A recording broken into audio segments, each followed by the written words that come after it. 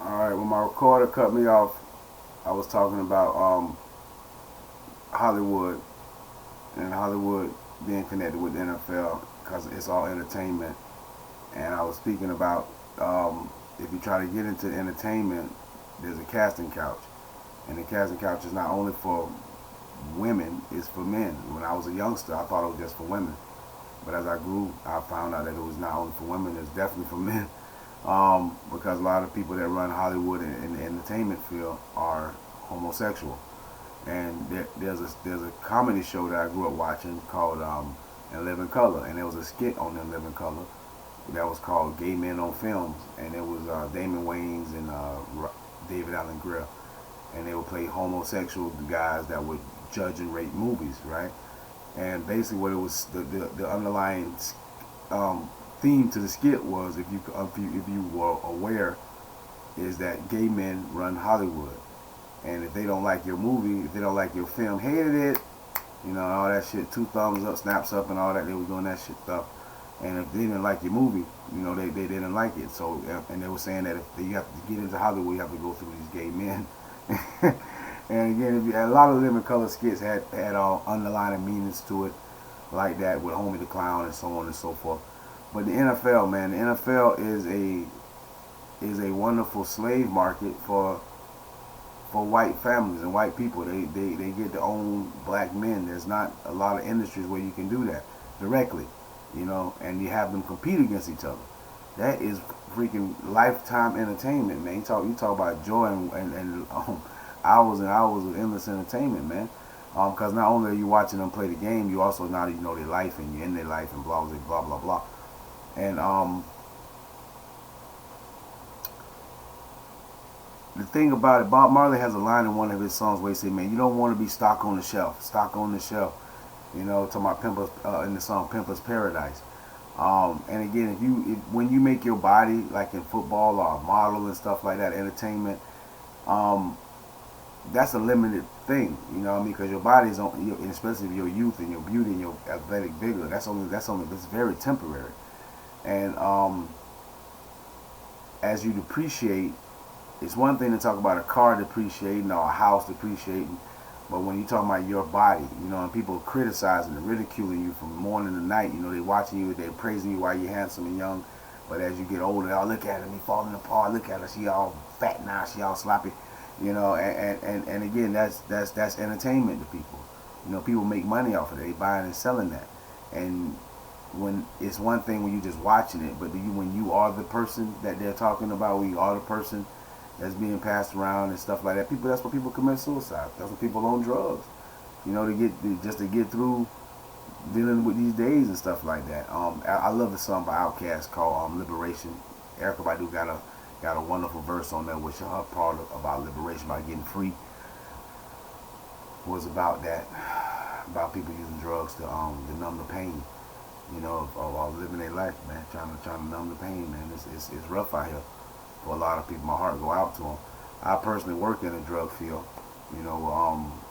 helping out people that are addicted to drugs and trying to make a change and trying to do different. But NFL, man, NFL,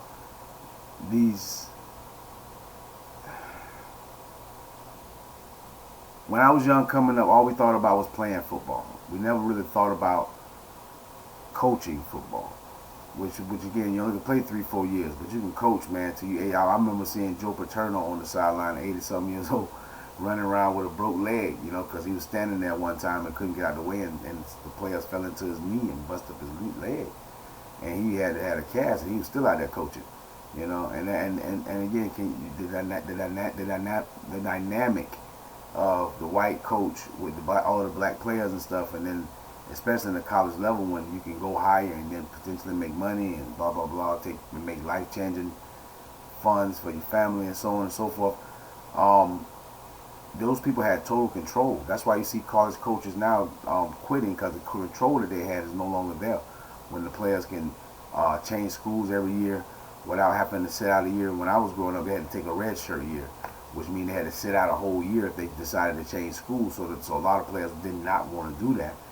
So they would go to a college, a coach would come recruit them and tell them that, oh man, you're gonna be this, you're gonna be that, I'm gonna use you, I like you, and then you get there and you got 3 other players just like you, and now you like, damn man, you know, and you trying to work your way up, you battling for this position or whatever, and playing time, and it's not working out, and you can't just change school, and you're like, damn coach, this ain't what you told me, you said I was gonna blah blah blah, whatever, and then the coach can just say, fuck you man, you know, I don't want to hear that shit, sit down nigga, Negro, sit down.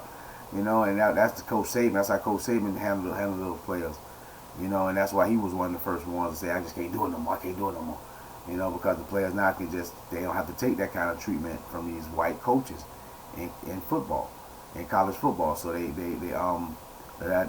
dynamics have totally changed in that. But again, it's still not to the players' advantage. It's still always to the coaches and the school and the NCAA. And the organization, put it like that. It's always in favor of the organizations.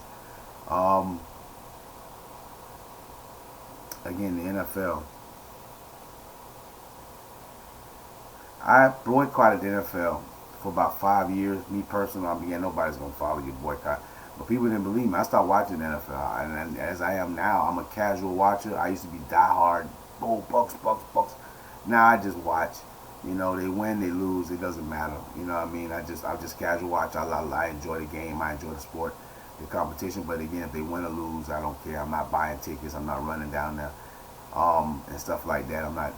I used to get worked up when the Buccaneers would play, you know, and then when they would lose, I would get just as low, you know, and that wasn't healthy for me.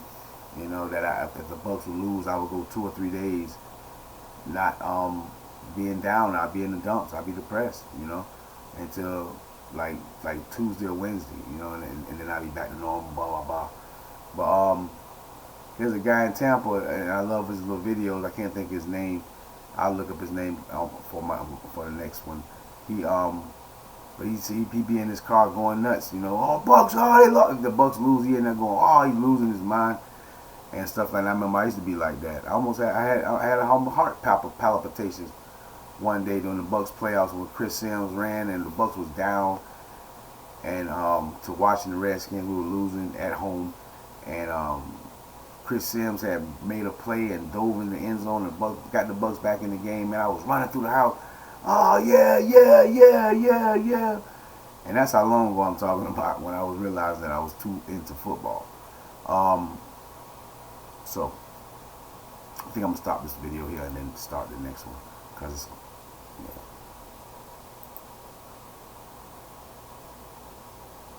Oh no, I still got a few more minutes.